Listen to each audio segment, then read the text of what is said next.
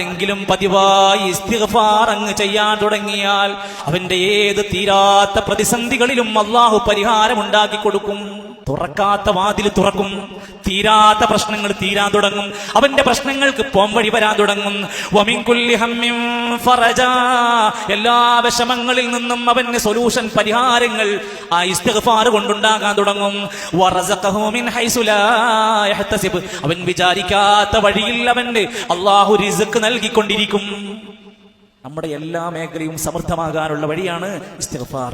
എപ്പോഴാ ഇസ്തിഗ്ഫാർ ചെയ്യാനുള്ള നല്ല സമയം എപ്പോഴാ? ഖുർആൻ പറയുന്നു വബില്ലസ്ഹാരി ഹും യസ്തഗ്ഫിറൂൻ. മുഅ്മിനീങ്ങളുടെ സ്വഭാവം രാത്രി ഉറക്കമൊഴിച്ച് അത്താഴ സമയത്ത് ഒരുപാട് നേരം ഇസ്തിഗ്ഫാർ നടത്തുന്നവരാണ്. പറ്റിയ സമയം എപ്പോഴാ?